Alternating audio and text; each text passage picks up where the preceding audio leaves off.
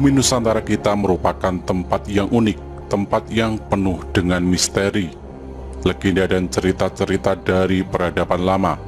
Cerita-cerita yang terus-menerus memberikan nafas bagi kehidupan masyarakat kita, menjadi sebuah tuntunan dalam kehidupan.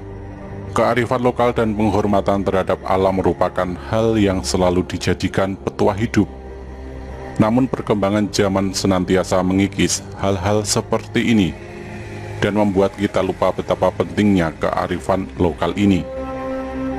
Dan berikut merupakan sebuah cerita mengenai Nusantara yang selalu diliputi oleh legenda dan mitosnya, yakni sejarah tentang Sabdo Palon dan Mbah Petruk. Ketika pertama Islam masuk ke tanah Jawa, tidaklah semulus yang orang sangka. Sebab tanah Jawa sudah ada manusia, juga ada bangsa jin yang menganut kepercayaan kuno.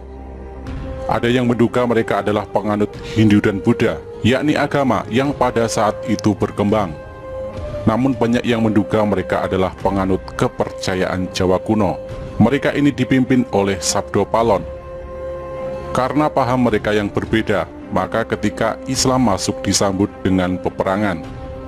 Bukan peperangan sembarang perang, namun perang mistis, perang ilmu-ilmu gaib.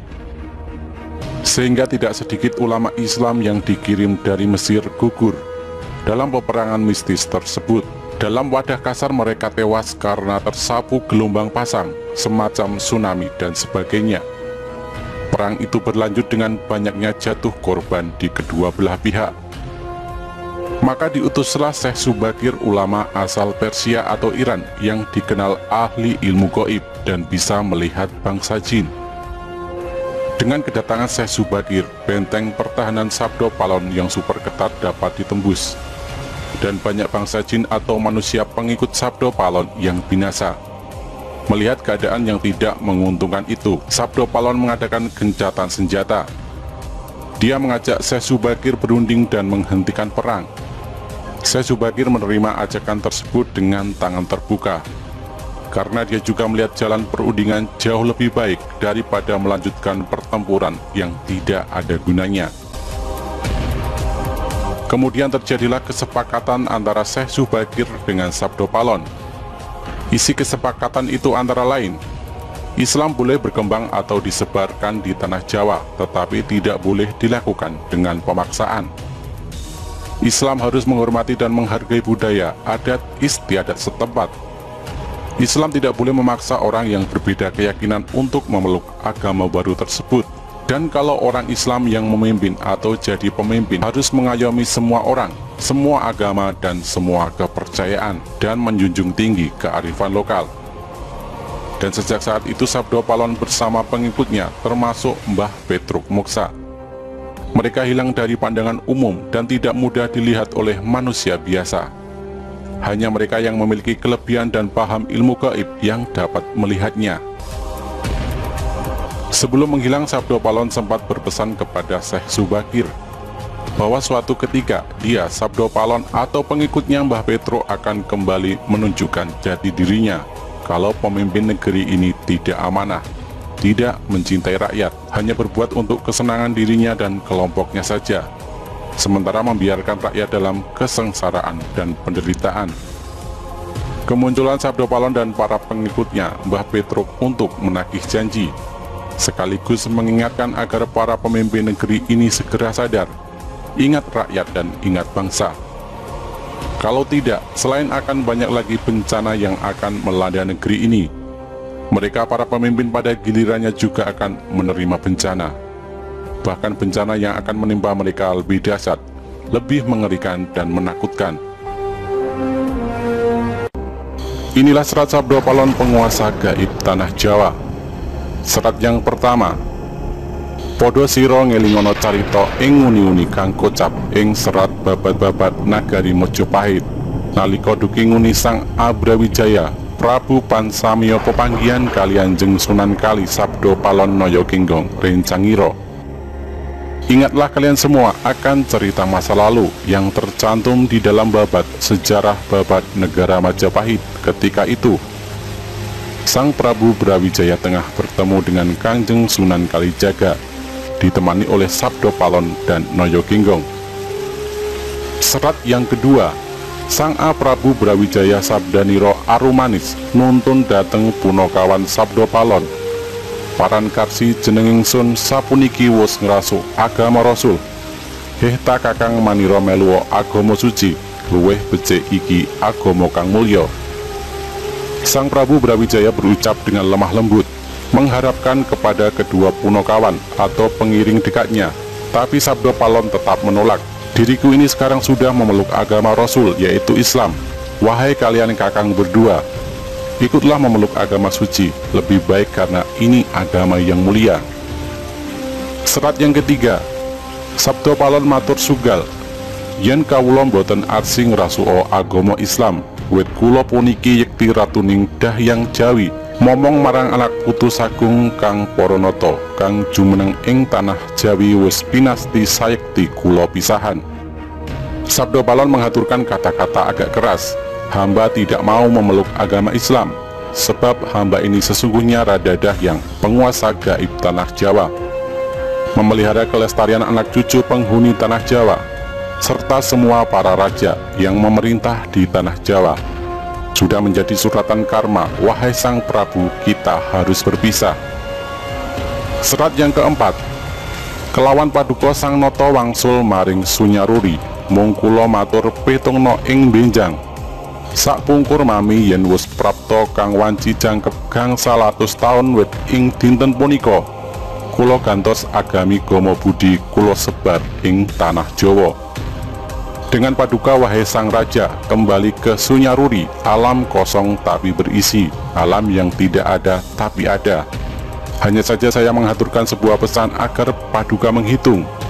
Kelak sepeninggal hamba, apabila sudah datang waktunya, genap 500 tahun mulai hari ini, akan saya ganti agama di Jawa, agama Budi akan saya sebarkan di tanah Jawa. Serat yang kelima, sinten tan purun ngagaya yekti kula rusak sami sun sajakaken, putu kula berkasakan rupi-rupi dereng lega, kang ati yen durung lebur atempur, kula damel pratondo-pratondo tembayan mami hardi Merapi yen wis njebluk mili lahar. Siapa saja yang tidak mau memakai akan saya hancurkan, akan saya berikan kepada cucu saya sebagai tumbal, makhluk halus berwarna-warni. Belum puas hati hamba apabila belum hancur lebur, saya akan membuat pertanda sebagai janji serius saya. Gunung Merapi apabila sudah meletus mengeluarkan lahar. Serat yang keenam, ngidul ngilen Purukiro ngodo banger ingkang warih nggih punika wedal kula wus nyebar agama Budi Merapi. Janji mamai anggegereng jagat satuhu karsanireng, Jawata sadaya gilir gumanti, boten kenging kalamunta kaowahan. Ke arah selatan barat mengalirnya, berbau busuk air laharnya, itulah waktunya. Sudah mulai menyebarkan agama Budi. Merapi janji saya, menggelegar seluruh jagat, kehendak Tuhan, karena segalanya pasti akan berganti, tidak mungkin untuk dirubah lagi. Serat yang ketujuh, sangat-sangating sangsara kang tuwu ing tanah Jawi, sinengkalan tahunira lawan sabta ngesti aji upami nyabarang kali, prapteng tengah-tengahing kaline banjir bandang, jeroning ngelepno jalmi kathah sirna manungsa prapteng pralaya. Sangat-sangat sengsara yang hidup di tanah Jawa, perlambang tahun kedatangannya, seandainya menyeberangi sebuah sungai. Ketika masih berada di tengah-tengah, banjir bandang akan datang tiba-tiba. Tinggi air mampu menenggelamkan manusia, banyak manusia sirna karena mati. Sabdo Palon dan Noyo Ginggong adalah penuntun gaib yang mewujud. Beliau berdua senantiasa hadir mengiringi raja-raja Jawa zaman Hindu-Buddha. Beliau berdua pergi meninggalkan tanah Jawa semenjak keruntuhan Majapahit pada tahun 1400 Saka atau 1478 Masehi, terkenal dengan Surya Sangkala yang sangat populer di Jawa, yaitu Sirna Ilang Kertaning Bumi. Kalimat Kertaning Bumi diambil dari nama asli Prabu Brawijaya Pamungkas, yaitu Raden Kertabumi. Janji kedatangan beliau berdua diucapkan di Belambangan ketika Majapahit hancur diserang oleh pasukan Demak Bintoro. Prabu Brawijaya meloloskan diri ke arah timur, hendak menyeberang ke Pulau Bali, namun masih bertahan sementara di Belambangan atau Banyuwangi sekarang. Raden Patah, pemimpin Demak Bintoro, merasa bangga telah menghancurkan Majapahit yang dia anggap sebagai negara kafir. Serta-merta setelah mendengar kabar berhasil dikuasainya Majapahit oleh tentara Islam, Raden Patah datang dari Demak ingin melihat langsung keadaan Majapahit yang berhasil dihancurkan. Setelah itu, dengan bangga beliau meneruskan perjalanannya ke pesantren Ampel Denta, hendak mengabarkan keberhasilan tersebut. Namun ternyata Nyi Ageng Ampel, istri almarhum Sunan Ampel, malah mempersalahkannya. Nyai Ageng Ampel mengingatkan bahwa dulu semasa Sunan Ampel masih hidup, beliau pernah berpesan bahwasanya jangan sekali-kali murid-murid beliau ikut campur masalah politik atau malah berani merebut kekuasaan Majapahit. Bahkan Nyai Ageng dengan tegas menambahkan, Raden Patah telah berdosa 3 hal. Dosa yang pertama adalah kepada guru, yaitu melanggar wasiat Sunan Ampel. Dosa yang kedua kepada ayah, karena Prabu Brawijaya adalah ayah kandung dari Raden Patah. Dosa yang ketiga adalah kepada raja, karena raja adalah imam, tidak boleh dilawan tanpa alasan yang benar. Sebab selama memerintah, Prabu Brawijaya tidak pernah melarang penyebaran agama Islam, bahkan menghadiahkan tanah Ampel Denta di daerah Surabaya sekarang sebagai tanah otonom, diizinkan untuk dipakai sebagai basis pendidikan agama bagi orang-orang muslim. Dengan sangat menyesal, Raden Patah meminta petunjuk bagaimanakah cara untuk menghapus kesalahannya. Nyai Ageng menyarankan agar kedudukan Prabu Brawijaya Pamungkas sebagai raja harus dikembalikan. Namun yang menjadi masalah adalah kemanakah sang Prabu meloloskan diri. Nyai Ageng memperkirakan sang Prabu pasti menuju ke Pulau Bali. Raden Patah berniat menyusul sendiri, namun dicegah Nyai Ageng Ampel.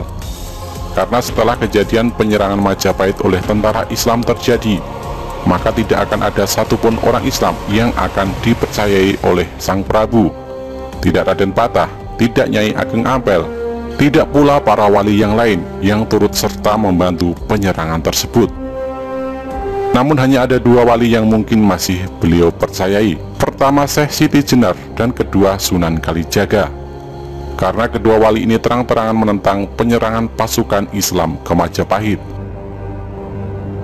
Karena hubungan Raden Patah tidak begitu baik dengan Syekh Siti Jenar, maka dia meminta pertolongan Sunan Kalijaga untuk melacak keberadaan Ramandanya. Dan jika ditemukan, dimohon dengan segala hormat untuk kembali ke Trowulan, ibu kota Majapahit, untuk dikukuhkan lagi sebagai raja. Sunan Kalijaga bersedia membantu. Ditemani beberapa santri, beliau langsung melakukan pencarian ke arah timur. Dan ternyata benar, di Belambangan banyak umbul-umbul pasukan Majapahit serta para prajurit Majapahit yang siap tempur berkumpul di sana.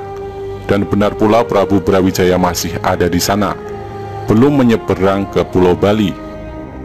Agak kesulitan, Sunan Kalijaga memohon bertemu dengan sang Prabu.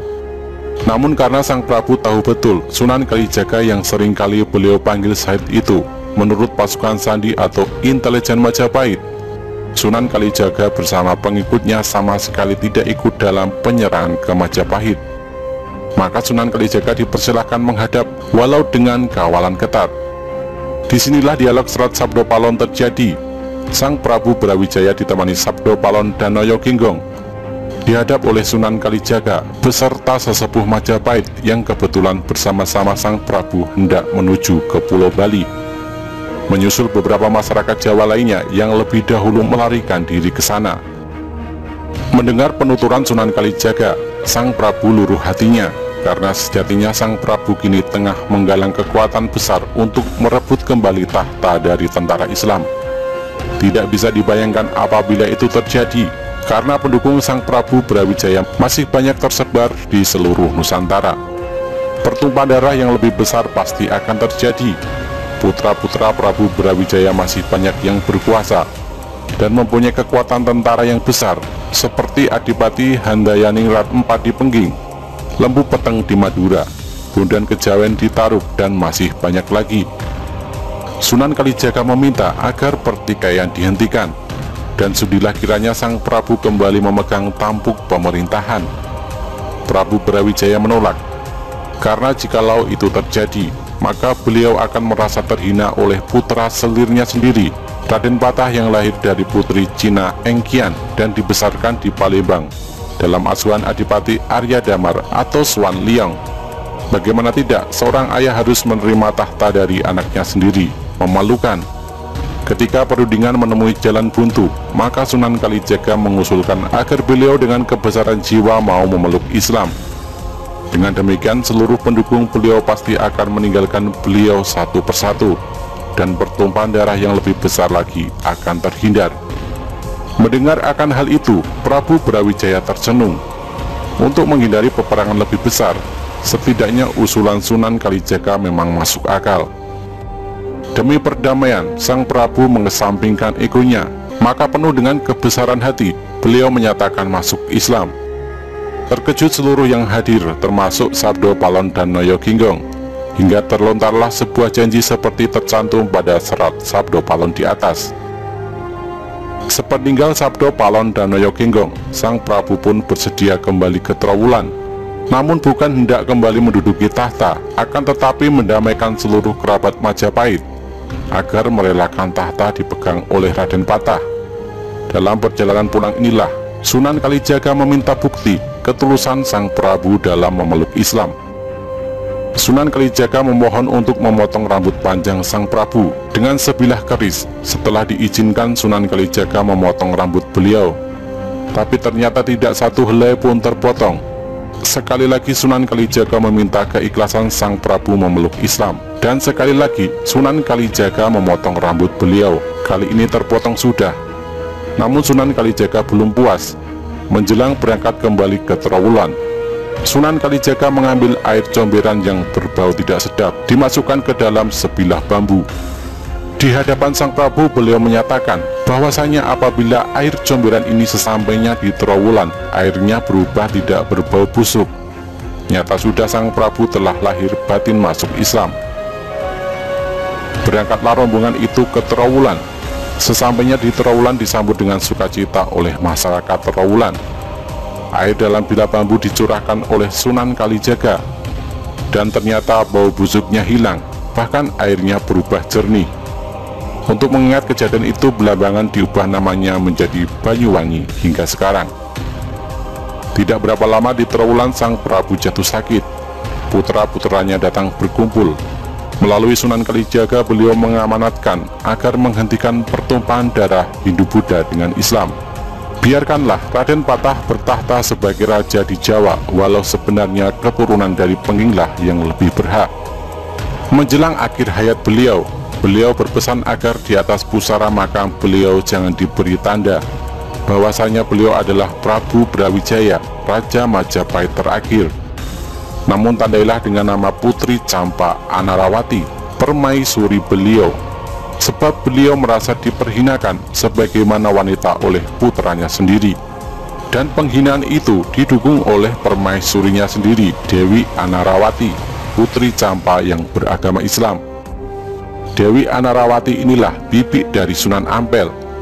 Dewi Anarawatilah yang menyarankan agar Sang Prabu memberikan Ampel Deta kepada Sunan Ampel untuk didirikan sebuah pesantren Islam. Maka jangan heran apabila di Trowulan tidak diketemukan makam Prabu Brawijaya, melainkan Putri Campa. Padahal makam Putri Campa yang asli berada di Gresik. Begitu Majapahit diserang pasukan Islam, beliau diungsikan ke Gresik hingga beliau wafat.